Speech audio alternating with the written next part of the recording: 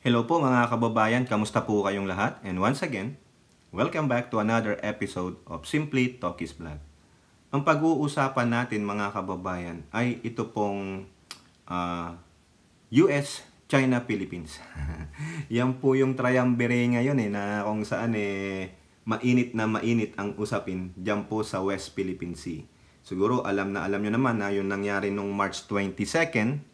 At the same time, yung pagkondina ng iba't ibang mga bansa na pumapanig po sa atin sa pangbabalahura, panggagago ng mga Chinese Coast Guard dyan sa ating Rory mission, lalong-lalo na sa pinsalang ginawa nila sa ating barkong Unay sa Mayport at doon po sa ating mga kababayan at kasundaluhan ng mga Navy na nasaktan at napinsala po. Marami pong napinsala. But anyway, nakapagdala pa rin po ng probisyon sa ating mga kasundaluhan dyan po sa BRP Sierra Madre na permanenteng nakalagak dyan sa Ayungin Shoal.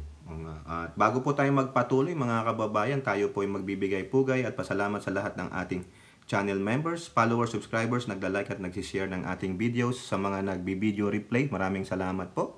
Sa mga nagsishare ng kanilang blessings, maraming salamat din po. At doon din sa mga katuwang natin sa ating mga video premiere. Wala po tayong LS. Kaya wag kayong papasok sa aking premiere na magmamalaki na puro na lang premiere. Pakialam mo. Di ba? Kung mas magaling ka sa akin at alam mong mali yung ginagawa ko, edi mag-vlog ka rin. Tingnan natin kung gaano ka kagaling.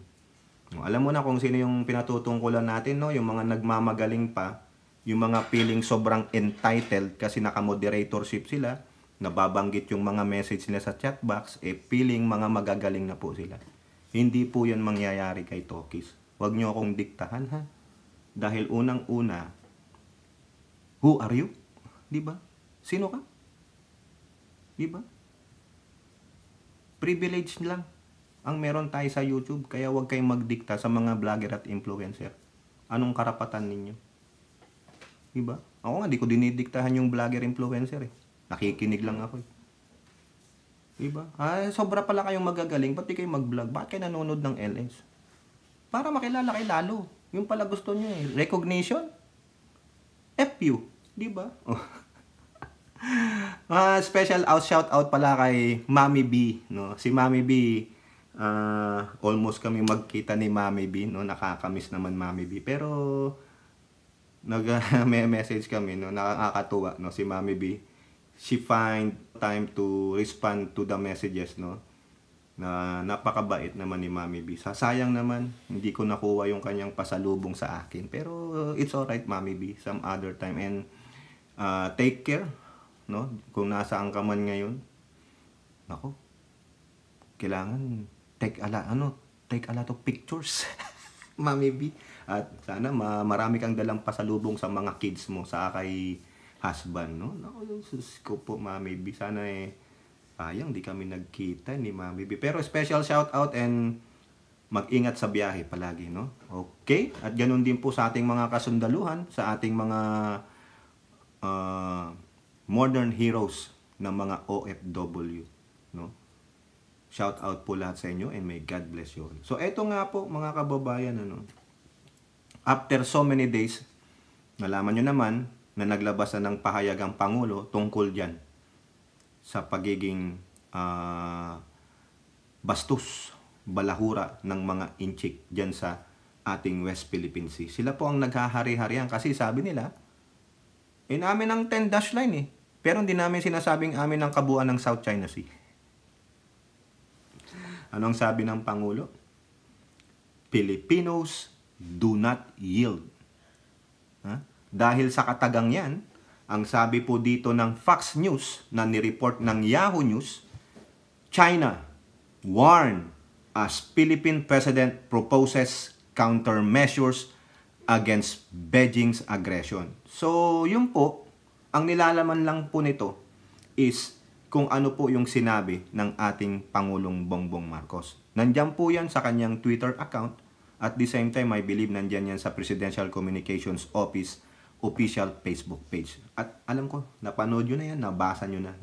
So, kumbaga, yung sinasabi lang ng headline na ito, na Filipinos do not yield.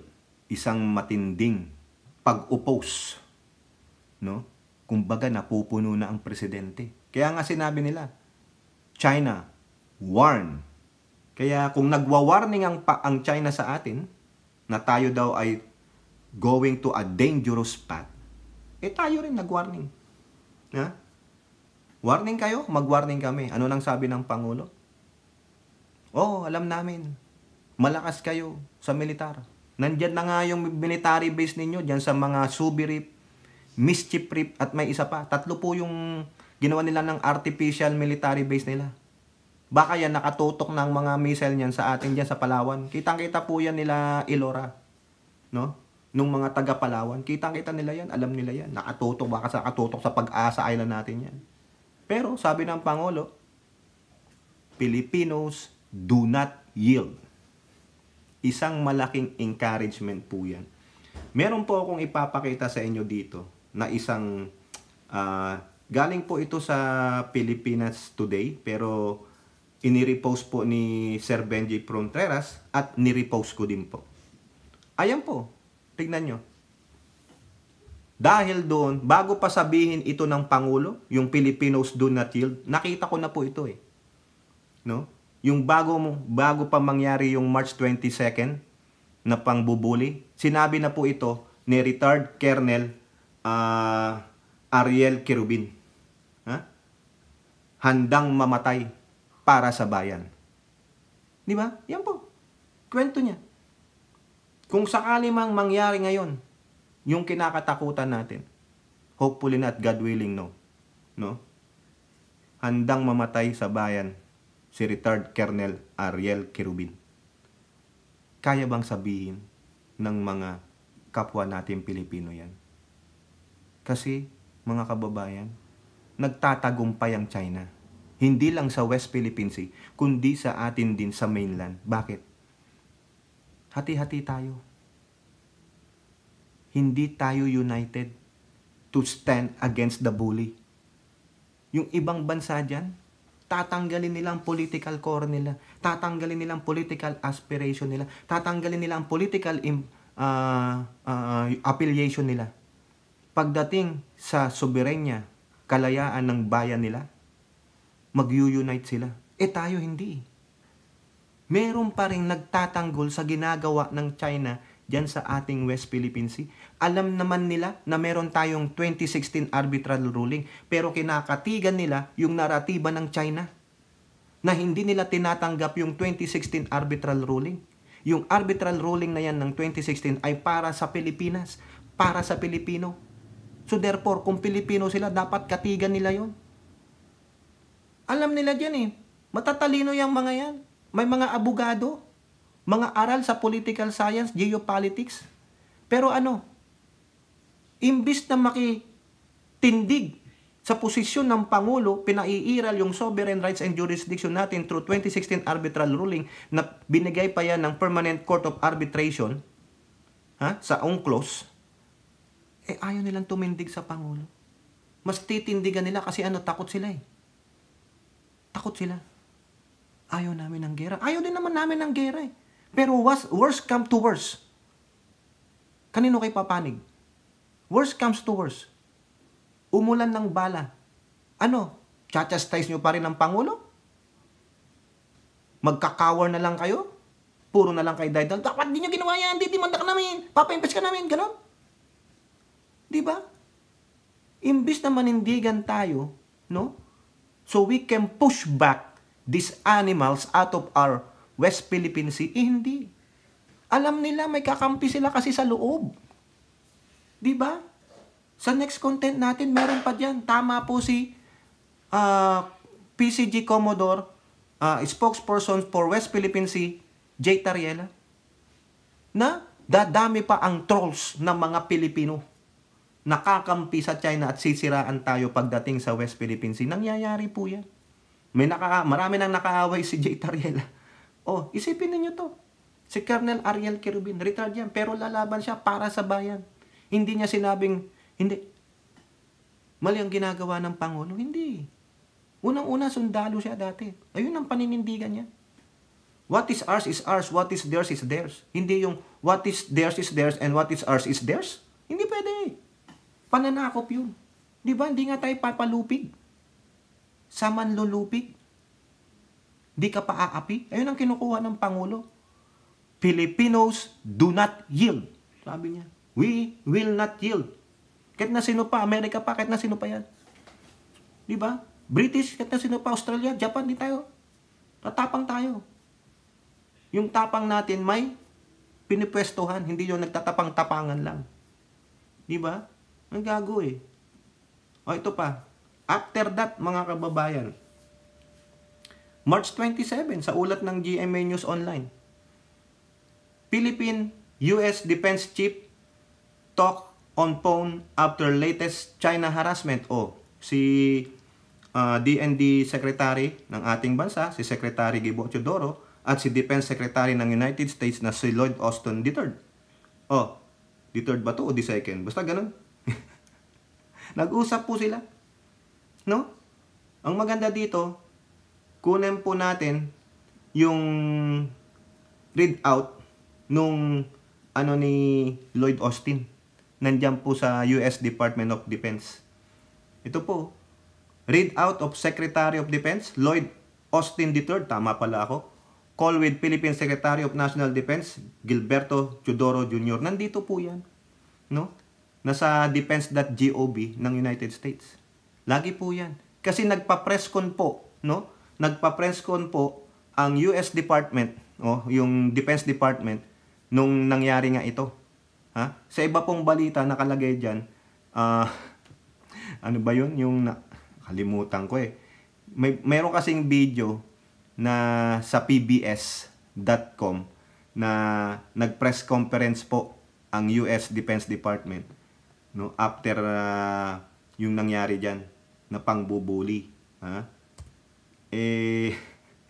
Kaso hindi naman nabanggit doon sa press conference yun.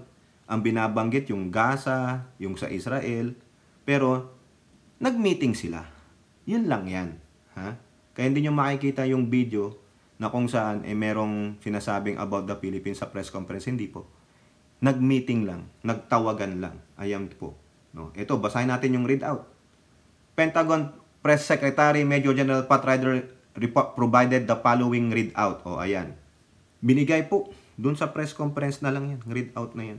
Secretary of Defense Lloyd Austin III and Philippine Secretary National Defense Gilberto Teodoro spoke by phone yesterday. Ito ang sabi ni Secretary Austin.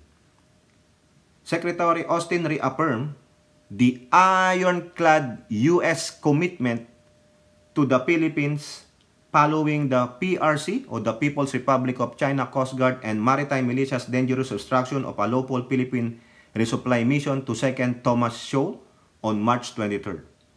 He emphasized U.S. support for the Philippines in defending its sovereign rights and jurisdiction and reiterated, inulit-ulit, that the U.S.-Philippines Mutual Defense Treaty extends to both countries' armed forces, public vessels, and aircraft, including those of its Coast Guard, anywhere in the Pacific to include the South China Sea. Ayan, mga kababayan. Nulit lang. Just in case, meron nang mamatay dyan. Kabilang dito sa mga to, yung tumitindi ng ginagawa ng China, yun na yun. No? Andiyan po yung readout. Binanggit ko lang sa inyo. Nire-reaffirm lang. Yung ironclad commitment. Maiimbok at maiimbok ang MDT. Kung sakasakali lang. Na talagang patuloy ang kagaguhan ng China. Gago sila eh. Mga hinayupak eh. Dito, sa ulat naman ng Inquirer.net, the same lang yung article. PH US Defense Chief speaks a week after China's Coast Guard attack. Ang gusto ko lang makita natin dito, gusto kong basahin sa inyo. Ito pong sa latter part nitong article. Ang nakalagay, final and binding. Similar to Foreign Affairs Secretary Enrique Manalo's stand, the Defense Chief emphasized that the 2016 tribunal ruling is final and binding. The officials discussed historic momentum in the U.S.-Philippine defense ties and reaffirmed their mutual commitment to strengthening the U.S.-Philippine alliance, which has upheld peace and security in the Indo-Pacific for over 70 years. Yan ang sabi nila. Meanwhile, in the same phone call, Austin and Teodoro have categorically agreed to bolster bilateral and multilateral cooperation with like-minded partners in the South China Sea. And both have committed to accelerate a number of bilateral initiatives to enhance information sharing, interoperability, and capability enhancements for the armed forces of the Philippines. Dito po, yung ini-echo ni Secretary Manalo is the same thing. Nung nagkausap sila ni US State Secretary Antony Blinken nung March 20, ano sabi? Ironclad commitment. Ironclad yan. Gago na lang ang US pag hindi pa sila makapag-commit kaagad dyan. No? Yung pumutok na nag-uusap pa ang Congress. Hindi na. Kasi may pumunta na pong mga senators and congressmen sa ating bansa. Ano mangyayari, Tokis, pag nagpalit ng US President? Halimbawa lang, manalo si Donald Trump. Anong sabi ni US Ambassador of the Philippines to the United States, si Romualdez? He already spoke to one of the aide of Donald Trump. The same thing. Kung ano yung napag-usapan, yun ang susundin ni Donald Trump. And I believe Donald Trump, gagawin niya yan. Maraming nagmamahal ni former President Donald Trump ang mga Pinoy. Kaya, kahit na sino pang maging presidente ng US, it's still a ironclad commitment. Ayun po yung paniniwala ko. That mutual defense treaty and the alliance of United States and the Philippines is stronger. And mind you, ilang milyong Pilipino ang nandito sa Amerika. Ayaw man natin talaga ng gera, but hopefully, God will intervene. No? Yun lang, sasabi ko. God will intervene. Pagdasal na lang po natin, no? Eto pa. Anong ginawa ni Zubiri doon sa kanyang pinuntahan diyan sa Switzerland, no? Umattend po sila ng 148 Interparliamentary Union diyan sa Geneva, Switzerland. Ano ang sabi niya? GMA News. PH, Vietnamese Solons discuss defense cooperation at Interparliamentary Union sidelines. Pilipinas at Vietnamese nag-uusap para sa defense cooperation. Ayan po hindi ko na basahin dito. Nag-uusap sila. Alam niyo naman din ang Vietnamese, may conflict din sila. Even though na marami rin silang mga inagaw na mga maliliit na mga bato dyan, 36 po sila Sila po ang pinakamarami.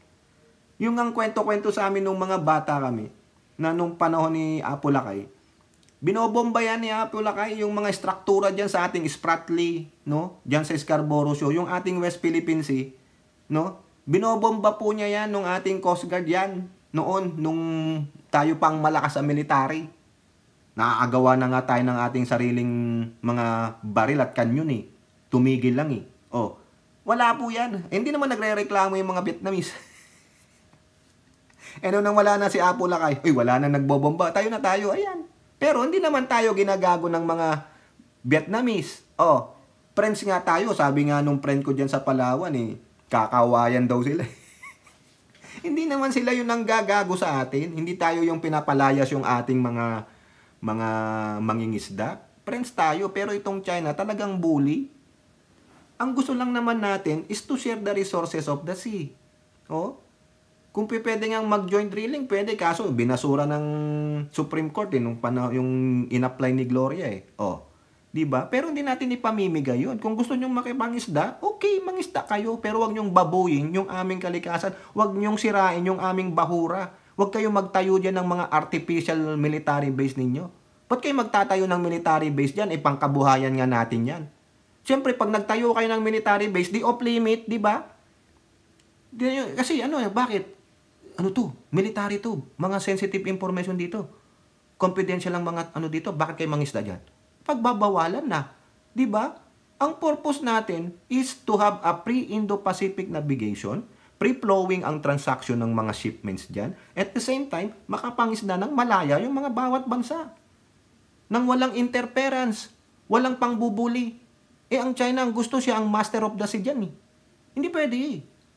Palibhasa kasi, bakit ang Vietnam naman? Communist din ang kanilang, communist po ba ang kanilang form of government? Pero, nagkakasundo tayo. Diba? Itong China is number 1 na signatory ng UNCLOS, pero pag hindi convenient sa kanyang ruling, ayaw niya. Gago. Diba? Kaya huwag niyong idadahilan, bakit dyan ang Vietnamese, ang daming island, hindi niyo inaano? Bakit ginagago ba tayo? Diba? Nasa usapan yan, nasa pagkakasunduan, kasama natin ng Vietnam sa Southeast Asian nation. Magkakaibigan. Kasi ang China hindi kasama. Ang gusto niya siya ang hari, siya magpapagalaw sa Asian countries? No! No way! Diba, tayong mga nasa Asian countries, magkakasundo. Yung ASEAN, diba? Tapos may isa lang bully na gusto niya siya ang master. Hindi pwede. Hindi ganun. Hindi lang makapalag yun. Pero ang Vietnamese, pinapalagan din sila Diba? Tulad na sinasabi ko sa inyo. Ito, tama ako, mali nyo ako. Ayan kasi ang gustong mangyari ng mga gagong dedesit sasabihin ko na, babalik ta rin ko na lang. Ima-mind conditioning nila. Ito, tama ako. Di mali nyo ako. Kung magsama-sama yung mga ASEAN countries, yung maliliit na country, labanan ng China, di ano magawa ng China? Di mapushback siya. Kago ba siya? Pinagmamalaki niya kasi ang dami ko ng militar, ha? Ayan. Pang-4 na aircraft carrier na tong binubuo ko. So what? Anong sabi ng Pangulo? Filipinos do not yield. Tanda mo yan. Filipinos do not yield. 40 is greater than 9, di ba? Pero talo sila. Urong sila.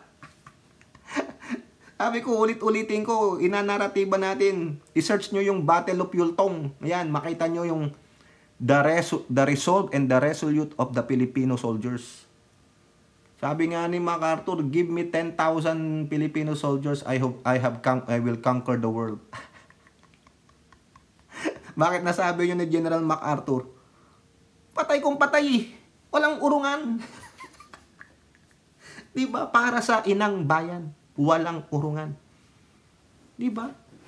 Baka nga pati yung mga insurgents dyan, pag nagkataon ganyan, balik tayo sa Hukbalahap.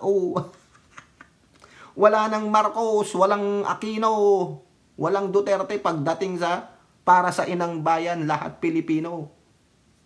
Pag natapos, doon na lang tayo mag-usap-usap. Di ba? Kaso hindi ngayon divided Ang dami kasing mga, ching chung chung chung chung, bong choy lak, di ba Mami Peng? Bong choy lak lang. Eto pa, isa pa. Vietnamese yun. Kinausap na ni Subiri doon. Binan nyo, si Subiri nga hindi gabinete. Co-equal branch of government sila ng executive. Pero nire-representa niya. Siguro meron siyang pahintulot kay Pangulong Bongbong Marcos. Di ba? Nakapagdala ng magandang balita para sa atin ang itong Senate President. Maski na ganyan-ganyan siya, may contribution. Si Tamil Mil, ano contribution pagdating sa defense at West Philippine Sea? Alam nyo, meron akong isang teorya. Kaya siguro ganyan siya, kasi hindi siya ang talagang defense secretary. Kamu, bahala kayo dyan, di na ako magsalita, di nyo ako pinagbigyan, pinunta nyo ako sa education, dami problema dito, hindi ko kaya ito. Napasubo siya. Sa education, ang daming problema. Di ba, Mami Peng? Dami problema. Si Mami Peng na nga lang asarin ko dito kaysa dun sa mga, sa kasi Elora, sa kasi Carclea. Si Mami Peng, tingnan nyo yan, Talagang palaban yan. Taga-tondo ako. Di ba, Mami Peng? Ayos yan si Mami Peng. Talagang number 1. Marcos loyalist yan. Huwag niyong yan, basta Marcos. Pag sinabi ko nga, ayoko kay Bongbong, bala ka. Ang sarap siguro asarin ni Mami Peng pag nagkita kami niyan. Yayain ko si Mami Peng. Magkape tayo. Dun, sa Rockwell, Mami Peng. Tontuwa siguro si Mami. Pero Mami Peng, ikaw magbabayad. Hindi man pwede si Elora. Manggagaling pa ng Palawan yan. Baka mangingi pa ng pamasahe ng airplane ticket yan. Baka bumagsak na yan dun sa Spratly. Naligaw. Di ba, Mami Peng? Naligaw yan. Sama mo si sino bang gusto mo isama? Si Alibugha? Naku, wag na yun, papalibre pa yan. Magagastusan ka pa lalo, Mami Peng. Di ba? Ay, ewan ko sa'yo, Mami Peng. O, ito. India. Ha? Naalala nyo? Yung Indian minister pumunta po sa Pilipinas at kung ano-anong inoffer sa atin. Basmati, bigas, kung ano-ano. Economic ties. O, ito. O, anong sabi ng India? Ito, napahapyawan na natin to eh. Inquirer.net. India, minister to Marcos, we can be on your ship. O. Yung we can be on your ship, quote po yan. Hindi ibig sabihin nandun ako sa barko nyo, hindi. We will be on board. Ibig sabihin, kung ano man po yung cause mo na tama naman, na ipinaglalaban mo, nasa side mo ako. Ayon, kakampi mo ako. Kasi, bakit? Anong sabi nila? Ha? In his courtesy visit to Malacanang, Indian Minister of External Affairs, Subramanyam Jaishankar, assured President Ferdinand Marcos Jr. that New Delhi was very resolute in its position to uphold the United Nations Convention on the Law of the Sea, the basis of Manila's arbitration case. So, if you want a country which actually says will accept the judgment even if it goes against us, we are actually a natural candidate.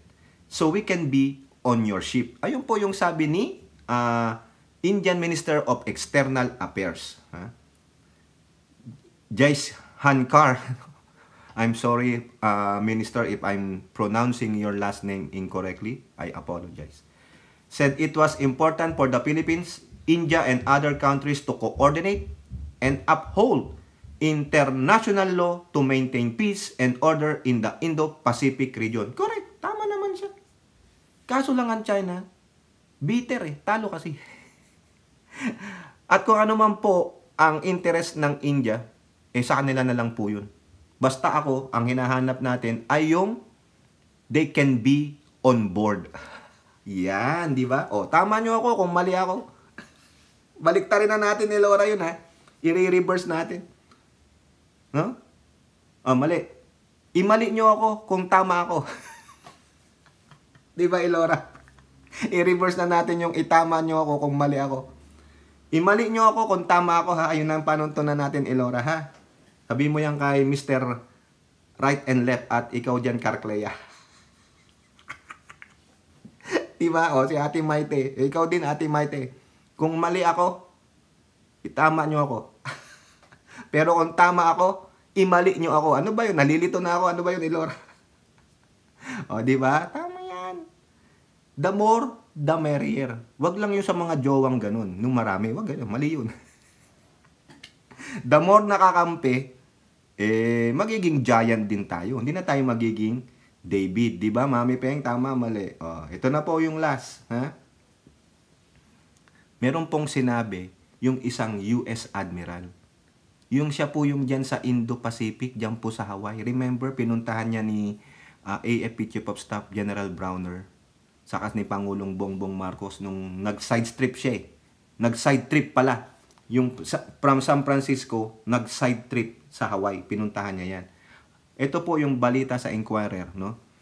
US Admiral, PH can invoke Mutual Defense Treaty if sea attacks kill soldier sailor. Yun. Yun na. Pwede pala, sabi nung US General. O ito. The Philippines can invoke the 1951 Mutual Defense Treaty if a sailor or a member of its military is killed as China continues to execute belligerent, dangerous, and aggressive actions against Filipino troops and fishermen in the West Philippine Sea, according to U.S. military official. Speaking at a U.S. House Committee briefing last week, Indo-Pacific Command Chief Admiral John Aquilino said China has become increasingly aggressive and emboldened in the West Philippine Sea. Ayan, tama. Yan ang sinasabi niya. A bad place. He warned that the Philippines was a really critical hotspot right now that could end up in a bad place due to China's illegal actions in the West Philippine Sea. I would hope that the international community condemnation of those actions is enough to get the Chinese to back off. But if it doesn't, it could go in a bad place. So I'm concerned about where it can go. O ayan nga po. Hindi naman po masamang isipin talaga na maaring mangyari doon kung itong China magpupumilit, no? Ang sabi nila, we will continue to defend our territory daw. Nako. Yung po yan. Ito pa sabi niya, the Philippines, if a soldier or sailor or one of their members were killed, could invoke Article 5 of the Mutual Defense Treaty. He told US lawmakers during the briefing. Yun po yung pinanunood ko . And that will put our policy decision makers in a place that will require really tough choices. Correct. Yan. So, yun ang sabi niya. Article 5 of Mutual Defense Treaty. So, ito po mga kababayan, yung nilalaman ng Article 5 nitong ating Mutual Defense Treaty with the United States noong 1951. For the purpose of Article 4, an armed attack on either of the parties is deemed to include an armed attack on the metropolitan territory of either of the parties or on the island territories under its jurisdiction in the Pacific or its armed forces, public vessels, or aircraft in the Pacific. Ayan po yung sinasabi nila. Kaya, depende na po sa ating pamunuan. Kung sakali mang mangyari yon, sana, hopefully not, sa awa ng Diyos, i-invoke itong Article 5 na ito. No? So, yan lang po mga kababayan. At least, nagsalita na po ang Pangulo. Filipinos do not yield. Nagkausap ang dalawang Defense Secretary na si Gibo Teodoro at Austin III. No? Yung kanilang bilateral ties. At sabi ng Defense Chief ng Amerika, Iron Land Commitment. At eto nga po, no? Si isang US Admiral John Aquilino na sinasabi niya, PH can invoke MDT using the Article 5 of that Mutual Defense Treaty of 1951. At ganun din po, no? Si Mig Subiri, no? Nagkausap sila sa sideline ng IPU, ng Vietnamese Defense Cooperation. At ganun din ng India. They are on board sa atin sa pagpapatupad nitong 2016 arbitral ruling. Kayo po, ano pong inyong masasabi? Comment down below. And don't forget to like and share. Hope to see you on our next videos. Bye-bye. God bless.